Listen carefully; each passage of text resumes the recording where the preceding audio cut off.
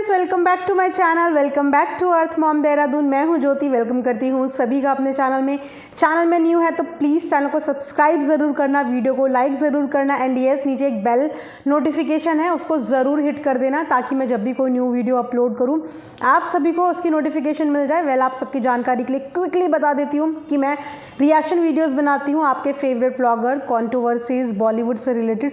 तो अगर आपका भी ऐसा कोई व्लॉगर है या कोई बॉलीवुड सेलिब्रिटी है जिसके ऊपर आप मेरे एंड पे रिएक्शन रिव्यूज़ चाहते हैं तो प्लीज़ डू कमेंट। मैं उस पर रिएक्शन देने का पूरा ट्राई करूँगी। फिलहाल आप लोग मैडम और जनाब का एक बढ़िया सा रिएक्शन वीडियो एंजॉय करो एंड यस बिना स्किप करे हुए पूरा वीडियो ज़रूर देखना और कमेंट करना इज़ मैंडेटरी।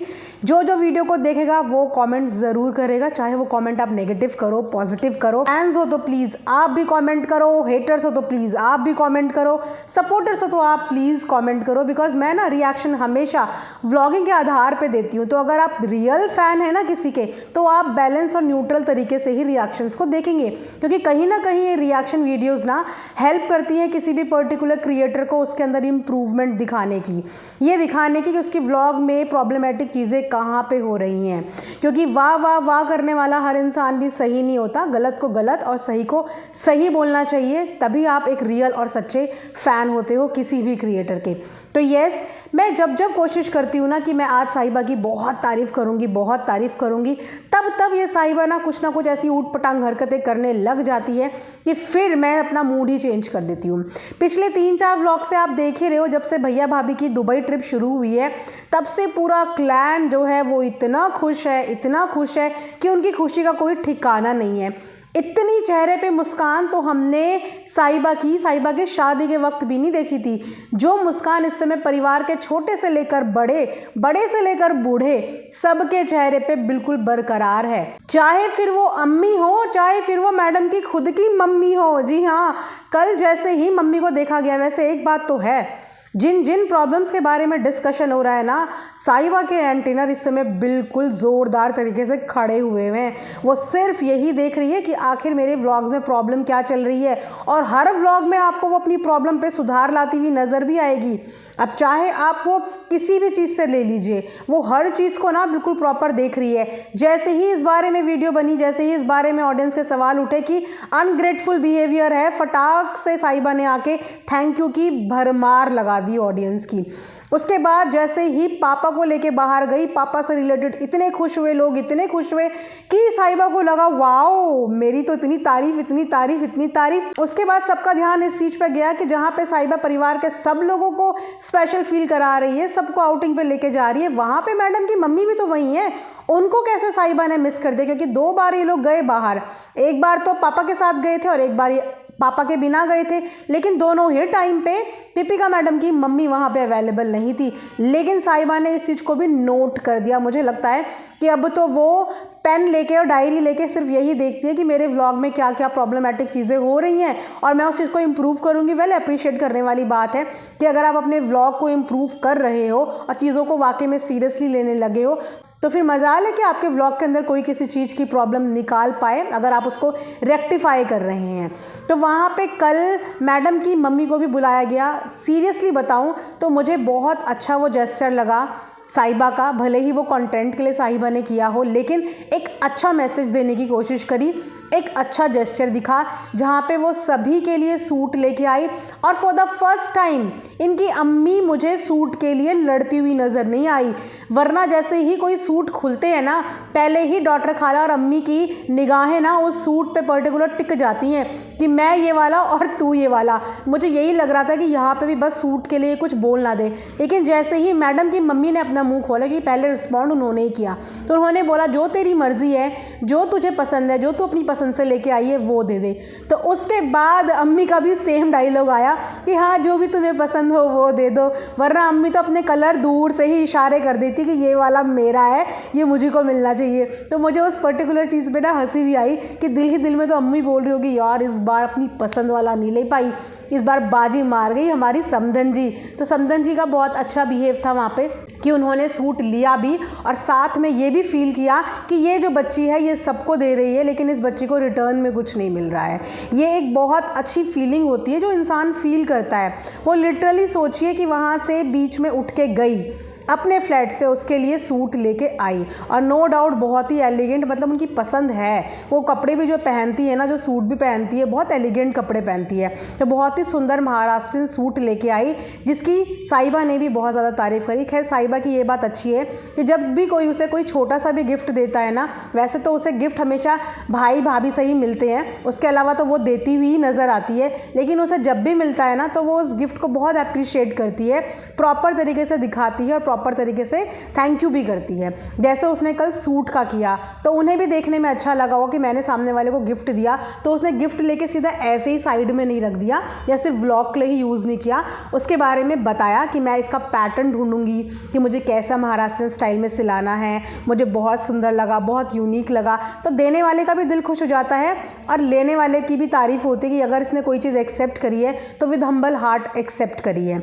तो उसके बाद सब कुछ व्लॉग में अच्छा चल रहा था। मैं देख के ये बैठी थी कि वाओ, आज तो शुरुआत भी बहुत अच्छी हुई है, डेफिनेटली व्लॉग का एंड भी बहुत अच्छा होगा। लेकिन एंड तक जाते जाते साहिबा अपनी हरकतों से बाज आ जाए, ऐसा हो कहाँ सकता है, क्योंकि अपनी इंसल्ट को साहिबा अपनी अचीवमेंट समझती है और उसे बढ़िया लगता है कि व्लॉग में कुछ ना कुछ ऐसी हरकत होती रहनी चाहिए जिसकी वजह से उसको पब्लिक की डांट भी मिलती रहे।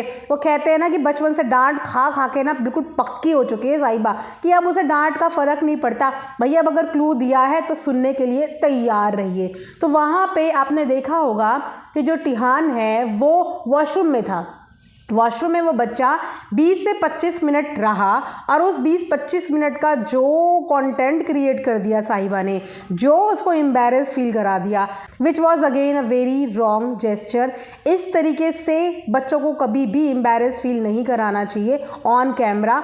जब बच्चों की ग्रोइंग स्टेज होती है, जब उनकी ग्रोइंग एज होती है, तो आपको ये चीज़ अंडरस्टैंड करनी चाहिए। बीइंग एन एल्डर सिस्टर, बोलने से ही बड़े नहीं होते हो, थोड़ा अपने दिमाग के अर्जे पुर्जों को खोल के थोड़ा ब्रॉड सोचो। वहाँ एक तरफ मैडम और जनाब अपने बच्चे को एक्सपोज करने पे लगे हैं, बेचारे का डाइपर दिखा दिखा के उसको डाइपर मैन बना दिया है, और यहाँ पे आप टिहान के पीछे पड़ गई हो।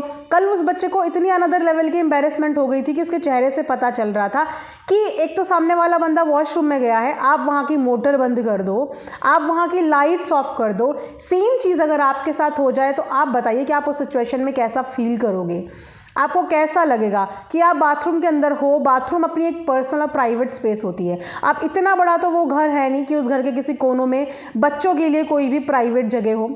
हालांकि जो एज में इस समय टिहान है, उस समय पे बच्चों को, उस एज के बच्चों को एक प्राइवेट स्पेस अपनी चाहिए होती है, लेकिन वहाँ पे घर के नाम पे कोई भी प्रिवेसी नहीं है।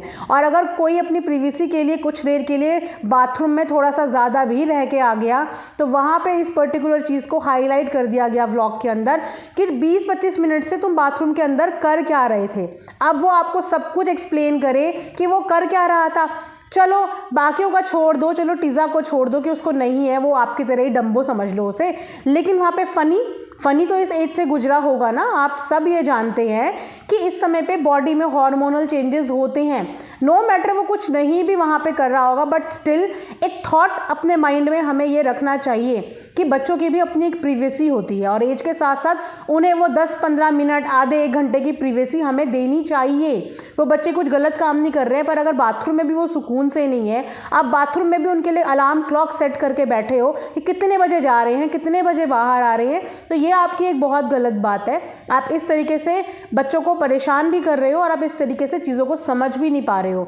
आप अब छोटे नहीं हो, इन सब चीज़ों से आप भी गुजर चुके हो और आपकी तो इस एज तक बहुत कुछ चीज़ें स्टार्ट हो गई थी लाइफ में। आप लव में पड़ गए थे, आप एक रिलेशनशिप में इस एज पे आना शुरू हो गए थे, तो आपको तो ये सब चीज़ें पता होंगी ना। उसके बाद भी अपने भाई के लिए आपकी वो नॉलेज कहाँ चली जाती है कि आपको इस तरीके से पब्लिकली बोलो, 3 मिलियन की जनता है आपकी, उस पूरी जनता के सामने आपने उसको बोल दिया कि तुम 20-25 मिनट तक बाथरूम के अंदर क्या कर रहे थे।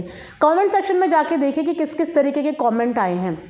शायद जो चीज़ें इनके घर की टीज़ा वगैरह ने सोची भी नहीं होंगी, जब कमेंट सेक्शन में वो चीज़ें ये पढ़ेंगे तब वो रिलेट कर पाएंगे। यार देखो ऑडियंस कहाँ से कहाँ चलेगी, क्योंकि हर तरीके की ऑडियंस हर तरीके के विचार यहाँ पे व्लॉग देखने के बाद रखती है। और आपके इस सिनेरियो के बाद आपको भर भर के लोगों ने सिखाया है कि थोड़ा सा बच्चों का बोलने से ही नहीं कि मैं फ्रेंड हूँ, आप फ्रेंड बन जाते हो। बच्चों की हर स्टेज में फ्रेंड जैसी फीलिंग भी होनी चाहिए, उसको उनको फ्रेंडली बिहेव देना भी चाहिए। चाहिए, उनको फ्रेंडली इन्वायरमेंट देना भी चाहिए, उनको उनकी स्पेस भी देनी चाहिए। एक तरफ आपने जाके भोपाल में 17 साल की आपकी तारा है, उसको आपने एक प्रॉपर प्राइवेट स्पेस दे दी और आप बहुत उसके लिए खुश हो रही थी कि इतने साल के बाद इसको फाइनली अपना एक रूम मिल गया। तो अगर आपको उसकी प्राइवेट स्पेस का, प्राइवेट जोन की इतनी चिंता है, तो ये भी तो घर के 2 बच्चे हैं और सेम एज ग्रुप के हैं, इनको भी प्राइवेट स्पेस की ज़रूरत है, तो थोड़ा प्रिवेसी दे दिया करो। आगे से ऐसी ऊटपटांग हरकतें मत करना, क्योंकि अगर आप ये हरकतें करोगे तो अगेन कमेंट सेक्शन में सुनने को भी मिलेगा और आपके साथ साथ बच्चों को और ज़्यादा एम्बैरेसमेंट फील होगी, क्योंकि आपने जो बोलना था वो बोल दिया और कमेंट सेक्शन में जो ऑडियंस ने कमेंट करने थे वो कर दिए। अब जब बच्चे वो कमेंट पढ़ेंगे या स्पेशली टिहान वो कमेंट पढ़ेगा, तब सोचे कि उसको कितनी अनदर लेवल की वहाँ पे एम्बैरेसमेंट होगी। भले ही वो वहाँ पे जाके बाल सेट कर रहा हो, भले ही वो वहाँ पे जाके XYZ कुछ भी कर रहा हो, लेकिन आपको सिखाने के लिए, आपको समझाने के लिए हर ऑडियंस ने यही समझाया है आपको कि भैया बच्चों को थोड़ा स्पेस दो, उनके हार्मोनल चेंजेस होते हैं, लड़कों को इस एज में थोड़ा प्राइवेट जोन अपनी चाहिए होती है और ज़्यादा शिक्षा लेनी है तो अपने फ़नी से ले लो। वैसे भी फ़नी बहुत समझदार है, आपकी हर चीज़ में हेल्प करते हैं, आपकी अब तो डेकोरेशन से लेकर, इंटीरियर से लेकर, आपके कंटेंट से लेकर हर चीज़ में उनका फुल पार्टिसिपेशन है। तो थोड़ा लड़कों के बारे में उनसे ज्ञान ले लो, वो आपको अच्छा ज्ञान दे देंगे कि बच्चों को किस तरीके से आगे से डिस्टर्ब कहाँ पे और कब नहीं करना है। तो ये था कल का पूरा वीडियो। मैंने सोचा था मैं इस पर बात करूँगी बिकॉज इस चीज़ पर बात होना बहुत ज़्यादा ज़रूरी है। हर चीज़ शर्माने की नहीं होती, आजकल वो शर्माने वाला टाइम नहीं रह गया। आज के डेट में आप बच्चों के साथ जितना ओपन रहेंगे उतना आपके बच्चे सेफ एंड सिक्योर रहेंगे। तो नॉलेज सिर्फ खाने और पहनने की नहीं होनी चाहिए, नॉलेज XYZ हर चीज़ की होनी चाहिए। और बच्चों को कोई भी नॉलेज देने से पहले आपको उस पर्टिकुलर चीज़ के बारे में खुद से नॉलेज होनी चाहिए, तब आप एक अच्छे पेरेंट बनते हो, तभी आप एक अच्छे गार्डियन बनते हो, जब आप बच्चों को एक प्रॉपर नॉलेज प्रोवाइड कर पाओ। अपने घर के बच्चों को प्लीज़ स्पेस एंड प्रिवेसी दें, उनसे बात करें। एज के साथ साथ पेरेंट्स हो, चाहे एल्डर सिस्टर्स हो, आप जो भी गार्जियन हो, आपको बच्चों को नॉलेज देनी आज की डेट में बहुत ज़्यादा ज़रूरी होती है। ये नॉलेज बच्चों के लिए इसीलिए ज़रूरी है क्योंकि आप माहौल आज का देख रहे हो। इट्स बेटर कि कोई उन्हें गलत चीज़ों के लिए मिसगाइड करे, आप उन्हें सही चीज़ों के लिए गाइड करें बिना किसी हेजिटेशन के, बिना किसी शर्म के। तो ये था मेरा आज का एक रिएक्शन। आई होप आप लोगों को पसंद आया हो। लाइक, शेयर एंड सब्सक्राइब ज़रूर करें and thanks for watching earth mom Dehradun.